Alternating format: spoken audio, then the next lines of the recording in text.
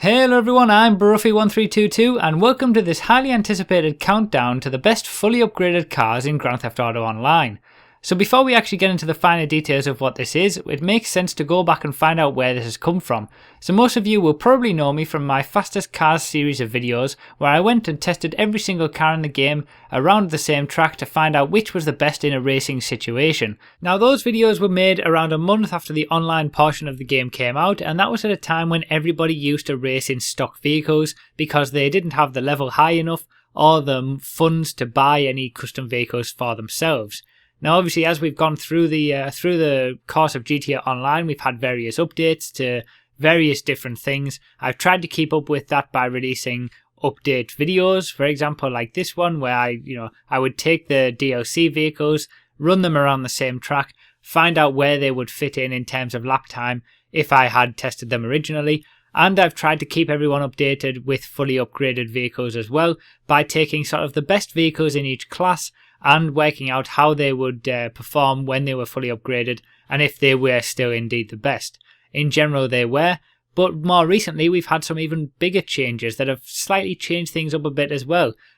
So I've gone back and tested some of the best vehicles as well and tried to keep ahead of the game on that score. But we have had some quite big changes. One of the main ones was the spoiler update where spoilers now improve traction, and also the off-road wheels having better performance to regular wheels. Things like that, they've all been covered on my channel before, but it's always been a desire of mine to really kind of take all of the vehicles again, fully upgrade them and test them all out and bring you guys brand new lists that give you a full rundown of every single vehicle in the game fully upgraded. And that's what this series is all about. So I've taken every single vehicle in the game, fully upgraded it, and taken it around the same track many times to find the absolute best lap time that car can achieve, and then every single vehicle is ranked based on that lap time. So think of how they test cars on Top Gear, for example. I'm sure a lot of you have seen that. The Stig will take a car around their test track and it will go on the leaderboard based on the lap time that it achieves. I'm doing the exact same thing here, taking these cars around the same track, working out what lap time it achieves and ranking them in order of that lap time. So that should give you a good indication of which are the best cars in each class for use in a racing situation. We're not talking about drag races here, we're not talking about going around in free roam and dodging traffic, we're talking about a proper pure racing situation and finding which cars are the best based on all of their attributes, not just top speed or acceleration. So before we go on, I just want to add that these lists are correct as of the end of October 2014. Now obviously we've seen a lot of changes to GTA Online, for example spoilers being added, giving added traction is one of the main ones. We don't know what kind of changes Rockstar will make in the future, or whether anything will change for the next generation version of games as well.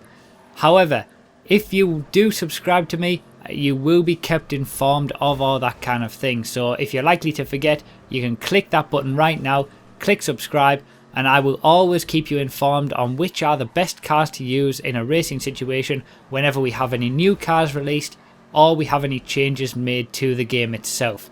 So all I can say is that these lists are correct as of now, as of when they're being released, but I will keep you informed if there are any changes in the future. If absolutely nothing else, then this will hopefully serve as a bit of entertainment for you, and I really hope that you enjoy it as we go through the series. So how is this series going to be formatted?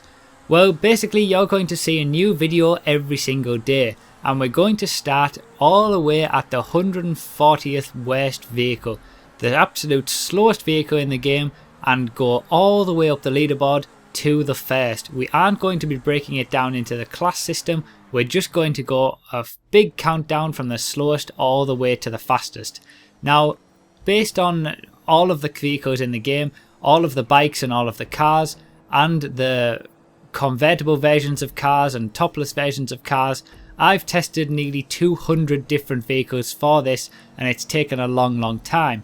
What you'll see first of all is the top 140 cars. Now that is every single car in the game, because the topless versions of vehicles and the convertible versions of vehicles are exactly the same as their counterparts. Now I will mention that a lot of times during the series, but I will mention it now just to clarify it.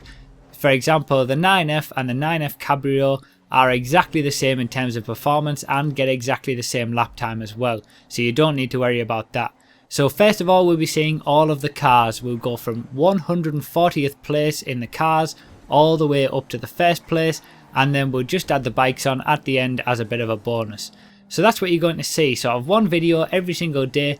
We'll start with 140th to 121st places, then we'll go to 121st places to 101, and then we'll basically do it in groups of 10 beyond that. So hopefully this will be an entertaining 2 weeks for you guys. You'll get to see a little bit of the leaderboard every single time, and you'll also get to see how the cars compare with each other overall, rather than just, you know, which is quicker in which class. You'll get to see how the classes break down between each other as well, and there are some interesting features in that. As we go through, you'll see that the class system is pretty broken in terms of the fastest cars being in the right places, but I will mention that as we go through the series. Depending on demand, I also might make spin-off videos, for example doing different drivetrains, so the quickest all-wheel drive cars, the quickest rear-wheel drive cars, also maybe breaking it down into the classes like I did with the original videos, so the top 5 supercars, for example, the top 5 sports cars. But for now, we're going to be focusing on this master list, this master leaderboard, the full countdown of every single car in the game from start to finish. So, what did I do when I actually upgraded the vehicles? Well, I would put every single performance modification on that I possibly could. So we're talking about turbo, transmission, spoiler, engine, brakes. I also put off-road tyres on, and we had the same off-road wheels on every single vehicle. And where possible, I'd put suspension on as well. So obviously we've seen that off-road wheels do help in certain situations, and also suspension. We haven't actually seen anything about that, but there is a belief that it does lower the center of mass and make cars perform a little better. So anything that could possibly have any kind of performance enhancement on it, I would add to the car. Now this doesn't mean cosmetic modifications, so hood designs, custom side skirts, things like that, bumpers, none of that makes any difference to the performance of the car, so none of those were included during this testing. So I would put every single performance modification on, all on the same tyres, and take them around the track and find out what kind of lap time each car will achieve. Now I would do this a lot of times, these tests have taken a long time because I've taken every single car around the track for a lot of laps, and only when I was happy with the lap time that I got and I know that I got the maximum out of the car, then would I finish and move on to the next one. So you can be rest assured that these are the maximum performances that you're going to see from each vehicle, and they are as close as they possibly could be in terms of performance. So those of you who've seen the original videos will probably also be aware that we are using a different track for these tests. Now the reason for that is that Cutting Coroners, which was the track that I initially used, just didn't really cut the mustard anymore when it came to testing fully modded. So back where obviously I mentioned that I did the original tests back sort of a month after the game came out, and Cutting Coroners was kind of the best track that we had available at that time.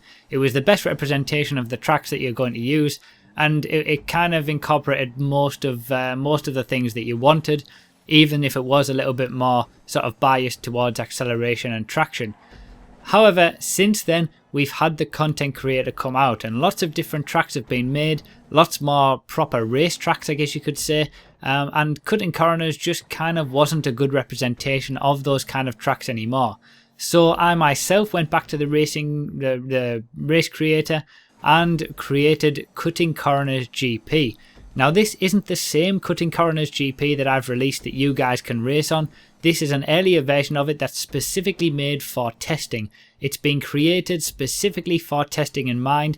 It has a mix of every single corner that you're likely to see, and will test a car on every single aspect of its abilities. It's a little bit more weighted towards top speed as well, which than the original Cutting Coroners. I'll add that in. Which kind of means that those cars with higher straight line speeds will do a little bit better on this track than they would have done on the original Cutting Coroners, and that's a good thing because not very many tracks in the game have such a detriment to straight line speed that the original cutting corners did. So basically this new cutting corners GP track that you see all of the testing on is a much better testing ground than the original version, and it basically tests a car on all of its attributes. In my opinion, it's the perfect track to test a car on, and that is why I've made it the official testing track for this series. Now, I also need to add a little bit of a caveat here, in that there are going to be some tracks that you're going to come across that will favour one car over another. For example, tracks with pretty much all straight lines will favour cars with higher top speeds. Tracks with a lot of corners will favour cars that have really good acceleration and traction. But my whole idea with this series is to find the best cars overall. So this track has been made to give an overall idea of what a car can do. It's a good representation of the majority of tracks. It's more of a proper race track. And yes, there are going to be some tracks out there that will give slightly different results, but they are sort of the extreme end of either side, either very high top speed or needing very high acceleration. So, you know, this is all about trying to find the overall best cars, the best cars for the majority of tracks that you can use most of the time to do well. So I also need to let you know about how I drive around the track, and that is basically using the idea that the sidewalks are the track limits. So the track limits on a proper racing circuit mean that you can't put more than 2 wheels over the white line at any one moment, and I'm using the track limits as the curbs on the side of the track. So basically you'll see me use the exact same lines. They might be very slightly different to cater to the cars that I'm using, but in general I'm pushing each car to the maximum without going too far off the track at any one place. Also, the track has been designed so that it is very restrictive in certain areas with barriers and things like that. So you will see that all of the lines are pretty much the same, and it really is the car that is the determining factor rather than the driver. I'm pretty much pushing each car to the maximum that it can achieve, and it is the car that is making the difference in terms of lap time, not me. I'm being as consistent and as reliable as I possibly can be, so that it's the car that makes the difference. So we're nearing the end now, I promise. One of the last things is that I'm only testing vehicles that can actually be raced.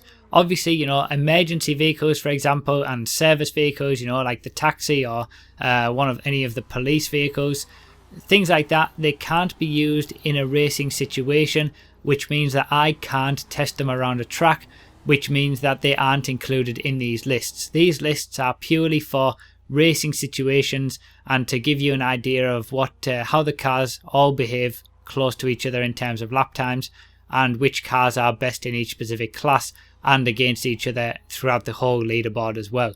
So I will only be focusing on those cars that can be raced, but you know, it's not really a big loss because you can't use the other cars in that situation anyway.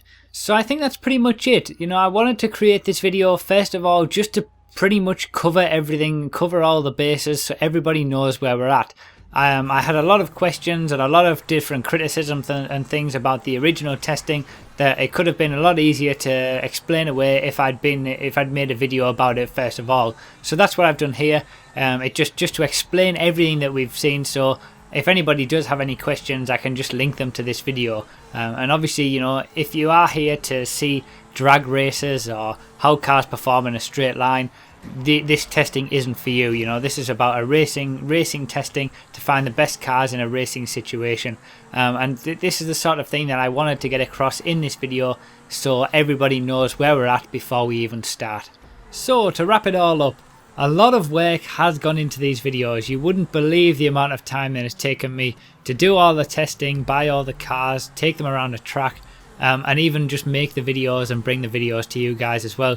It's taken a hell of a lot of time, so I'm only going to say it now, but if you do enjoy the videos, please subscribe, please like the videos, please share them around. You know, if you do enjoy them, if you get something out of them, please do all that stuff. I would really appreciate you showing these videos to other people, subscribing if you're new, and just showing these videos the love that they will hopefully deserve.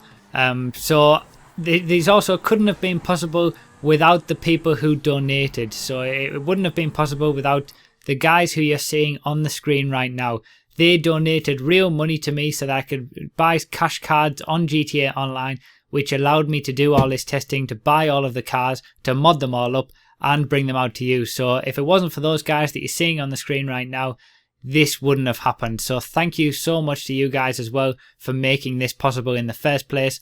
Thank you guys for watching. I hope you enjoy the next 13 videos, and I'll see you at the end, I guess. Thanks a lot for watching, everyone. I'll see you next time.